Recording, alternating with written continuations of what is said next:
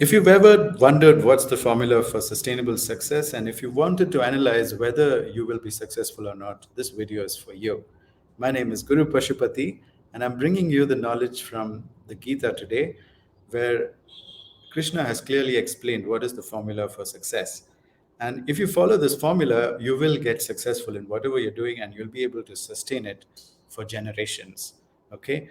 But if you're going to uh, miss even one part of this formula, you leave the door open for failure to come in from somewhere or the other. So if you want to foolproof, if you want to bulletproof yourself for success, then this is the video to watch. Okay, so spend the next 10 or 15 minutes watching this video. Take notes if you want to. You might want to watch it multiple times until you've internalized these attitudes and these austerities. Okay, so they're called austerities, and it is known as tapasya in Sanskrit. All right, what is the success formula from the Gita? Let's have a look at it today. Uh, the three tapasyas of success. Austerity means things that you do or things that you won't do with your body, your speech, and your state of being. All right, so let's see what they are. Sharira tapasya is the austerity of body. The first one is Deva, Dvija, Guru Puja, which means reverence towards Devas, Dvijas, and Guru. Who are the Devas? The 9 planets, uh, Shiva, Shakti, Brahma, Vishnu. Okay, so you can choose a Deva. And also remember the 9 planets are very important for our karmic release in this birth. It The 9 planets trigger the release of karma in this birth. Okay, so make sure that you, before you begin. And why is this coming under Sharira Tapasya? Isn't reverence a mental thing? No, it's not. It's a state of body. Okay? By looking at someone's body, you will know whether they are reverent to you or not. Okay? So, who are Dvijas? Dvijas are people who've gotten a yogic name from their guru, which means they are born again. They've taken a new birth with a new karma as a teacher, and you should revere them. And the guru is somebody who removes your karma, guides you, and mentors you on a daily basis. Okay, so this is the guru. So you may have a guru, you may know some dvijas, but you certainly know the devas. Okay, so at least to the devas, you place your hands together before you start something and pray to them and say, please help me to have the karmas to complete this task that I have on hand, and please bless me with success, and also stand by me, watch over me, give me energy, and let me always be connected with you. Just some kind of simple prayer like that you make before you start. Okay, just bow down in reverence. Now, does this change your body? Try it and see. It changes your body right away. You suddenly don't have all the inhibitions that you had. You don't have to worry about things. You can be like a child, okay, active, playful, and then do your work. Okay, so those who work with divine grace are the ones who work without tension. Shaucha is hygiene of body and cleanliness of surroundings. Please keep your teeth, hair, body clean. Wear clean clothes. Wear, well turned out clothes. Your appearance is very important for people to respect you for success. And also your surroundings. If you keep your surroundings in a mess, then you look at it and you feel disturbed in your mind. But if you keep everything in its place, if you have a place for everything and everything in its place, then your surroundings will be clean and you'll have a proper mindset for working. And also the body will release its juices to do the work. Your hormones will change if you maintain cleanliness. Okay, you'll have a positive release of hormones whenever you have to do work. And arjava is self-honesty about feelings in the body, which means if you're feeling hunger, thirst, or any other call of nature, or you are feeling sleepy, be honest about it and deal with it. Okay, and you can explain, even if you feel somebody said something and it changed the feeling in your body, be aware and say you need to resolve this first before you go. Don't ignore it and then go, right? You were just going to start work and somebody said something negative to you, and now you're feeling negative in your body. You have to deal with that and ask them, why did you say that? If you start your work, then it's not going to work. Okay? So, Arjava is honesty about feelings in the body. Brahmacharya. Brahma Nadi starts from the pelvic floor and goes to the top of your head. And you can move your sexual energy from the pelvic floor all the way to the top of your head and energize your brain. Your brain becomes 100 times more powerful and strong when it's enhanced with the sexual energy, which otherwise you would have wasted. Whenever men ejaculate, they waste sexual energy. It's called virya, it's wasted.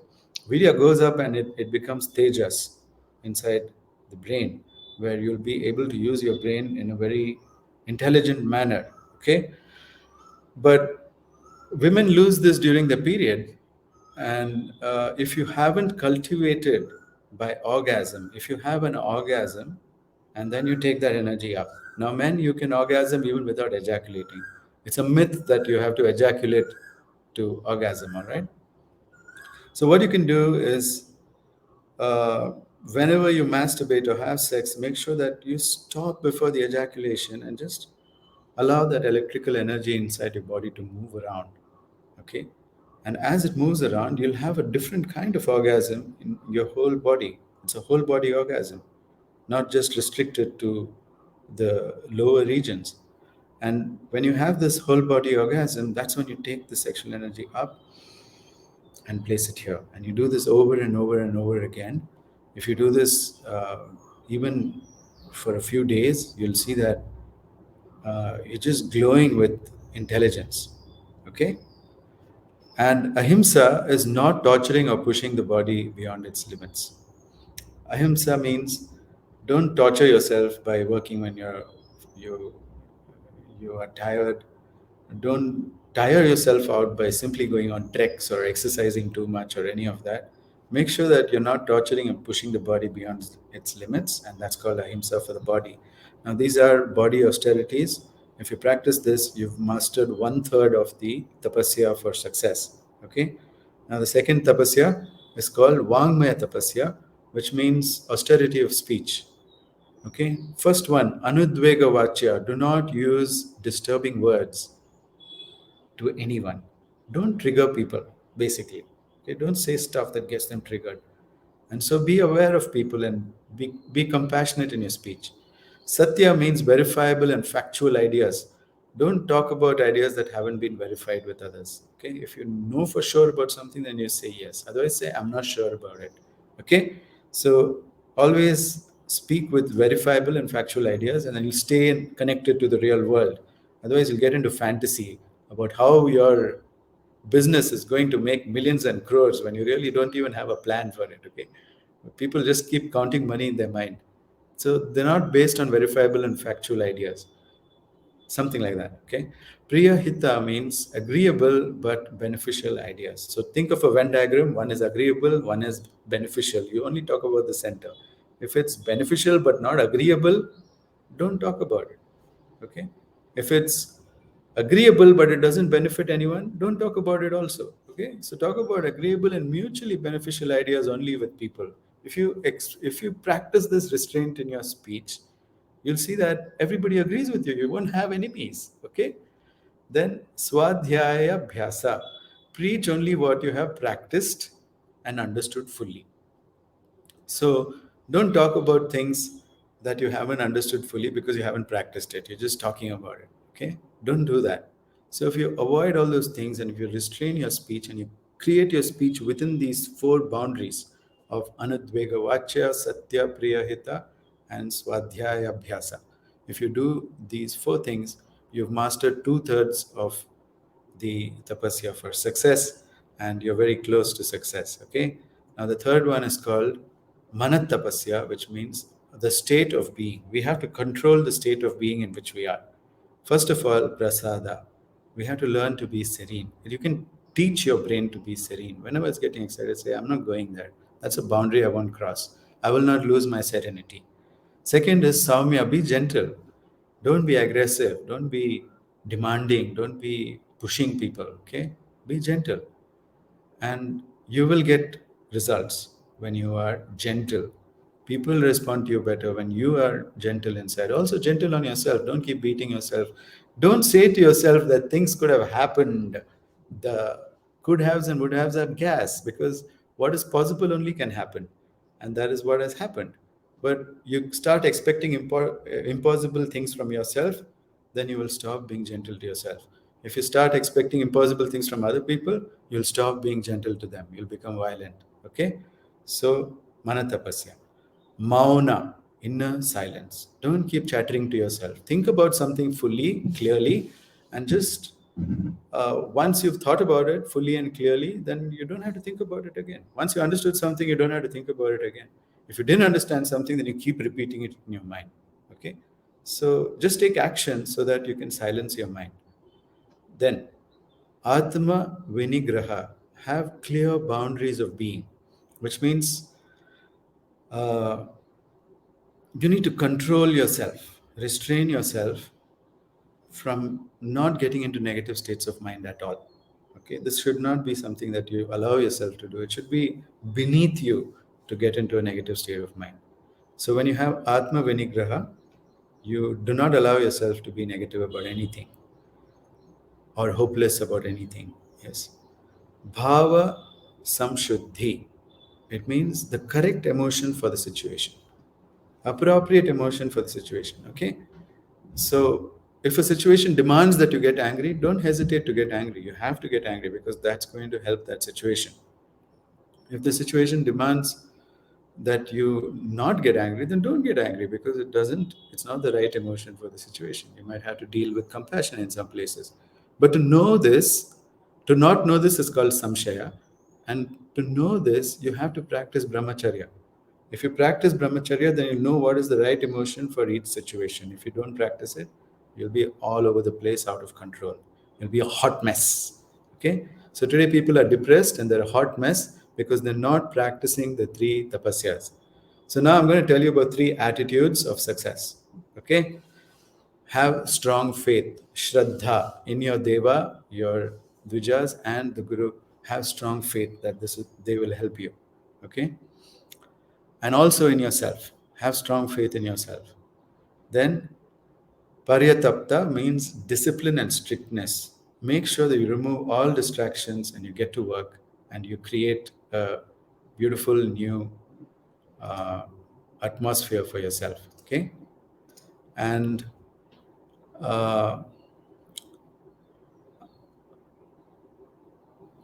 then aphala kamsha. Okay? Aphala kamsha means no entitlement. Don't feel entitled to something. Work for it. If you work for it, it's not entitlement. But don't feel entitled to something that you haven't worked for. Don't expect results that you haven't trained for. Okay? So these are three attitudes of success. Have strong faith, have discipline and strictness, and don't allow anybody to interfere with your work. You need to be protecting or protective of your work. Okay? And don't be entitled to results that you haven't trained for.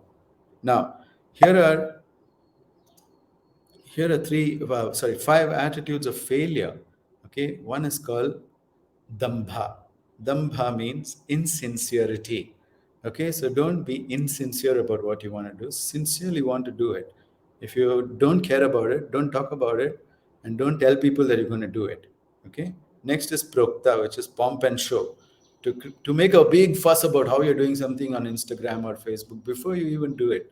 Okay, don't make a pomp and show, and then you'll don't make a pomp and show before you achieve something. Okay, sometimes in marketing you need to make a pomp and show, but that is with that's exactly really what you need to do for that to reach and penetrate into people's visibility.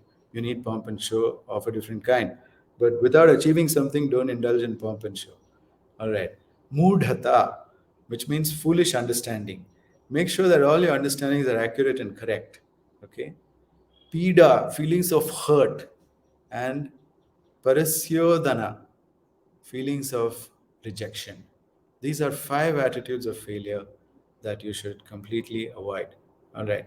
So make a note of all of these. If you want the slides that I used, you will get it in my Facebook community, which is called the yoga of accomplishment. So please go here on the Facebook community called Yoga of Accomplishment, and you can download this PDF. When you look in the files section, you'll find this PDF of these slides. All right. So thank you very much for spending 15 minutes with me and understanding the formula for success. If you have any doubts, reach out to me and ask me if you need any more guidance on this. And if you like this video and you think people need to get this ancient wisdom today, hit share and subscribe to my channel for more such videos that will open your mind. Thank you very much.